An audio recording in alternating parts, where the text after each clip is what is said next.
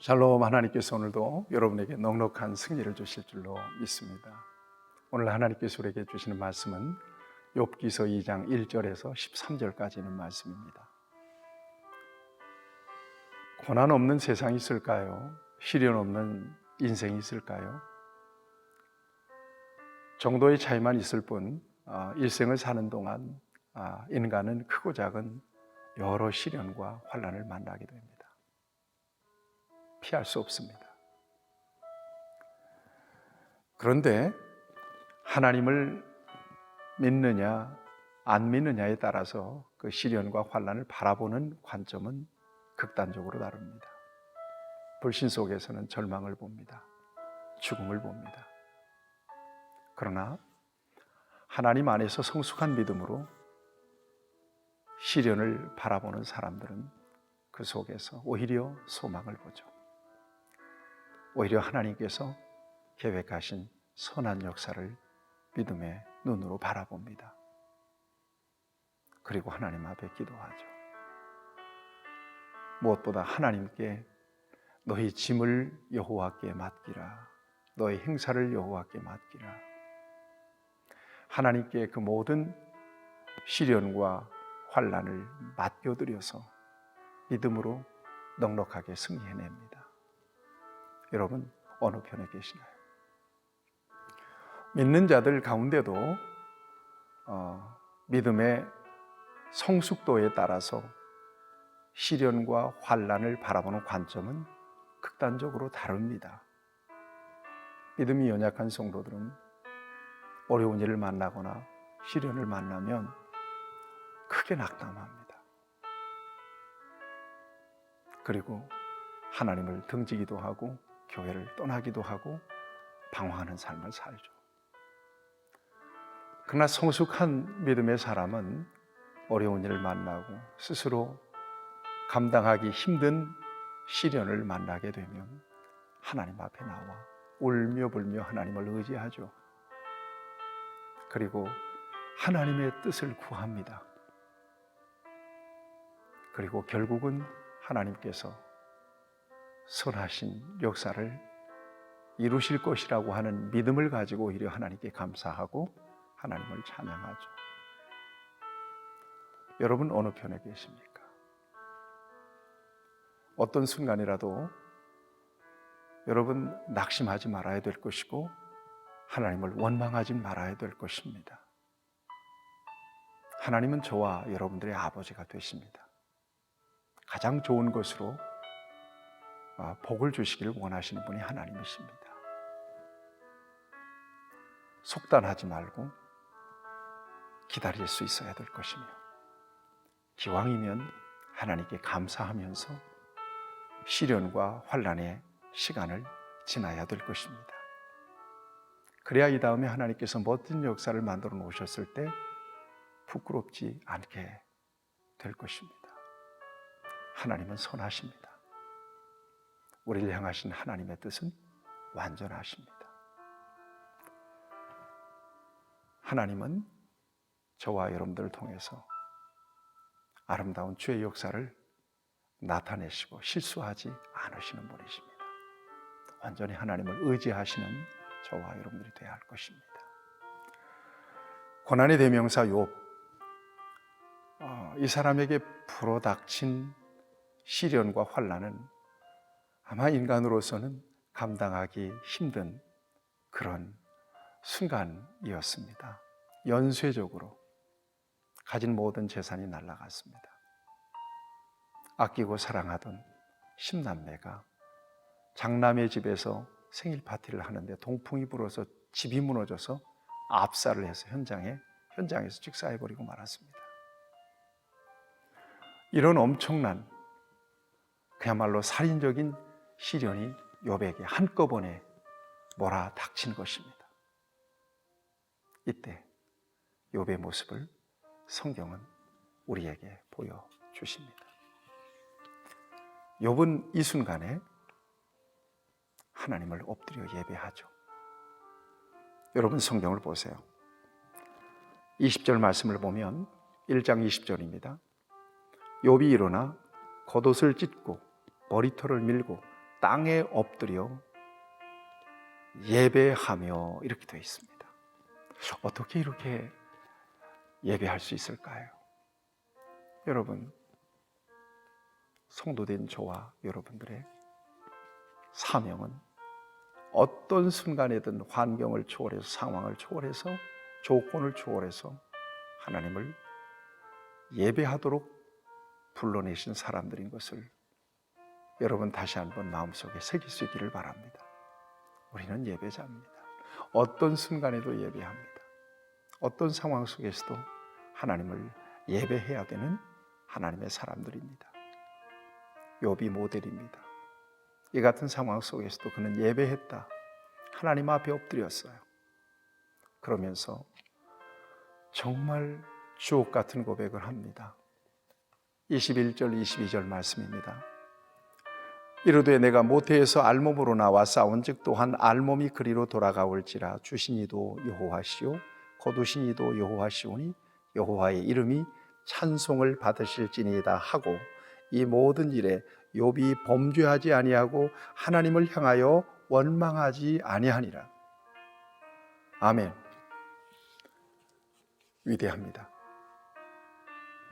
네, 정말 하나님이 이 순간을 어떻게 바라보셨을까? 사랑하는 여러분, 저와 여러분들은 어떤 순간이라도 하나님을 원망해서는 안 될 것입니다. 하나님은 원망을 들을 만한 분이 아니세요. 왜요? 선하신 분이세요. 우리를 사랑하시는 분이세요. 우리 아버지가 되시는 분이세요. 자식이 떡을 달라고 하면 돌을 주며 생선을 달라고 하면 뱀을 줄 아비가 있겠느냐? 너희가 악할지라도 자식에게 좋은 것으로 줄 줄 알거든. 하물며 하늘에 계신 너희 아버지가 구하는 자에게 좋은 것을 주시지 않겠느냐? 언제나 좋은 것으로 은혜를 베푸시기를 원하시고 기뻐하시는 분이 우리 아버지 하나님이세요. 그러니 속단하지 말고 원망하지 말고 기다리셔야 돼요. 여러분 어디서 왔으며 무엇을 먹고 무엇을 입고 삽니까? 여러분이 욥이 고백한 것처럼 뭐 가지고 나온 게 있나요? 하나님이 다 제공해 주시고 하나님이 공급해 주시는 것으로 살잖아요. 게다가 유일하신 하나님의 독생자 예수 그리스도를 저와 여러분들을 위해서 내어주신 하나님이십니다. 하나님은 사랑이시라. 그러니 하나님이 원망받을 분이실까요? 여러분 생각하세요. 저와 여러분들은 놀라운 하나님의 은총 안에 은혜 덩어리로 살아가고 있는 사람들입니다. 우리가 불편하다고, 우리가 정말 힘들다고 하나님께 대해서 자꾸 원망하는 거, 이거 결코 좋은 모습이 아닙니다. 이스라엘 백성들이 애굽에서 나왔어요. 홍해도 건넜어요. 그런데 광야에서 끊임없이 원망하잖아요. 어떻게 되었나요? 광야가 그들의 무덤이 됐습니다. 원망하지 마세요. 어떤 순간에도 원망이 올라오지 않게 하세요. 다 뜻이 있어요. 그 하나님의 뜻은 선하세요. 우리를 위하신 뜻이에요. 그러니 원망하지 말고 욥처럼 감사할 수 없거든 묵묵히 입 다물고 계세요. 특별히 입술로 하나님 앞에 범죄하지 않는 저와 여러분들이 되기를 바랍니다. 욥의 시리는 거기에서 그치지 않습니다. 오늘 본문에 보면 천상에서 2차 회의가 일어나는데 그 장면을 보여주고 있습니다. 역시 하나님과 사탄이 1차 회의 때와 같이 이렇게 대화합니다. 하나님께서 말씀하십니다. 네가 어디서 왔느냐? 사탄이 여호와께 대답하여 이르되 땅을 두루 돌아 여기저기 다녀왔나이다. 또 욥을 고명합니다. 네가 내 종 욥을 유의하여 보았느냐? 그와 같이 온전하고 정직하여 하나님을 경외하며 악에서 떠난 자가 세상에 없느니라. 욥의 이름을 좀 그만 고명하시지. 또 욥을 사탄 앞에서 자랑하십니다. 그러자 사탄이 역시 1차 회의 때와 똑같은 이야기를 합니다. 까닭 없이 하나님을 경외하고 완전한 사람으로 살겠습니까? 하나님께서 그에게 소유물도 주시고 그의 소유물이 다 없어졌지만 사람은 목숨을 건지기 위해서 내놓지 못할 것이 없습니다. 목숨이 붙어 있으니까 그런 겁니다. 그러자 우리 하나님께서 그의 몸을 사탄에게 넘겨줍니다. 사탄은 장담하고 얘기합니다. 그의 몸과 뼈와 살을 치면 반드시 하나님을 원망하고 욕하게 될 것입니다. 자, 이제부터 욥의 또 다른 시련이 시작돼요. 7절 말씀을 보면 사탄이 이에 여호와 앞에서 물러가 욥을 쳐서 그의 발바닥에서 정수리까지 종기가 나게 하셨다. 종기가 나게 하셨다. 온 몸이 종기가 나가지고 고름이 생기고 수포가 생기고 가렵고 이런 상황에서 욥은 견딜 수가 없는 거예요. 그래서 질그릇 조각을 가져다가 몸을 박박 긁는데 여러분 그래도 시원치가 않으니까 진물이 나도 피가 나도 긁는 겁니다.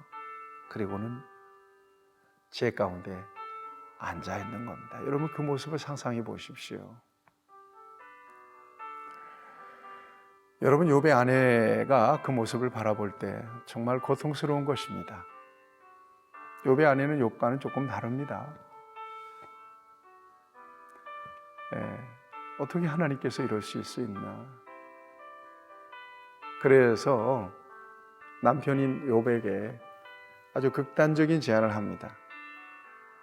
당신이 그래도 자기의 온전함을 굳게 지키느냐? 하나님을 욕하고 죽어버리라. 하나님을 욕하고 죽어버리라. 여러분들 가운데 혹시 이런 원망이 막 솟구치는 분들 계십니까? 결코 그래서는 안 됩니다. 하나님을 욕하다니요.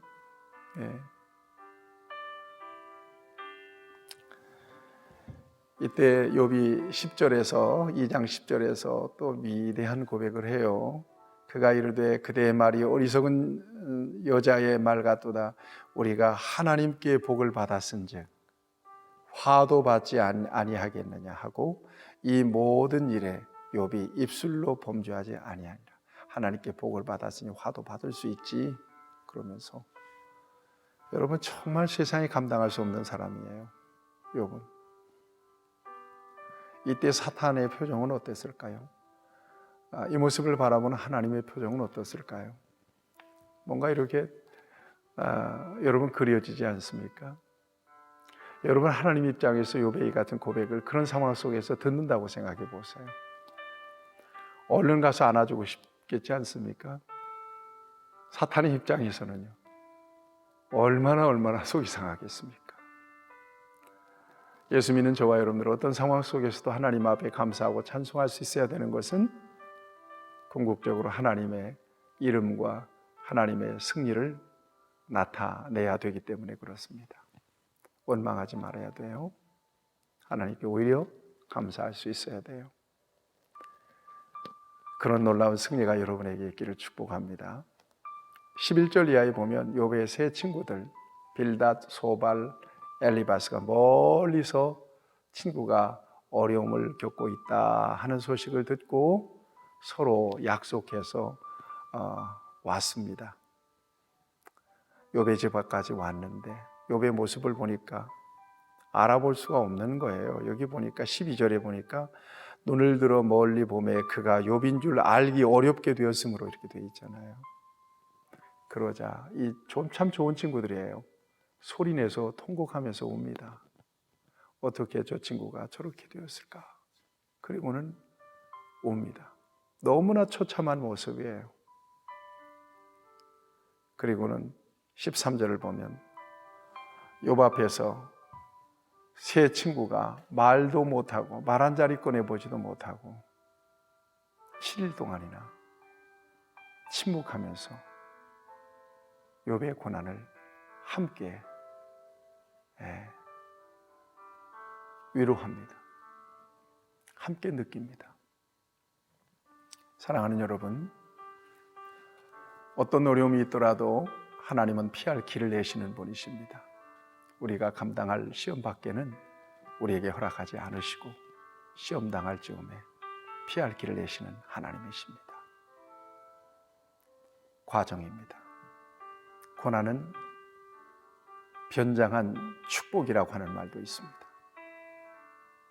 이 과정이 지나면 하나님은 정금처럼 우리에게 은혜를 주시고 복을 주시고 또 놀라운 승리도 주실 것입니다. 어려움 중에 계십니까? 이겨내십시다. 원망하지 말고 오히려 감사하면서 입술로 범죄하지 말고 입 딱 다물고 하나님 앞에 나와서 묵묵하게 기도하십시다. 하나님 앞에서 눈물을 흘리면서 조용하게 주님을 바라보고 있는 하나님의 백성들, 우리 하나님은 불쌍히 여겨주십니다. 은혜를 주십니다. 고난을, 환난을, 시련을 믿음으로 이겨낼 때 놀라운 하나님의 복이 임하게 되고 하나님의 영광은 저와 여러분들을 통하여 높이 드러나게 될 것입니다. 고난 중에서 여러분들의 믿음이 정금처럼 빛이 나는 그런 역사가 있기를 주님의 이름으로 축복합니다. 자비하신 아버지 하나님, 시련과 환난이 많은 세상에서 연약한 인생으로 우리가 살아갑니다. 언제나 우리를 붙드시고 돌보아 주시는, 공급해 주시는 은혜 가운데 우리가 살고 있음을 고백하오며 어떤 순간이라도 절대 원망하고 입술로 범죄하지 않게 하시고 하나님의 선하신 계획을 믿음으로 바라보며 하나님 앞에 감사할 수 있는 우리 모두가 되게 하여 주시옵소서. 예수님의 이름으로 기도하옵나이다. 아멘. 여러분들을 축복합니다.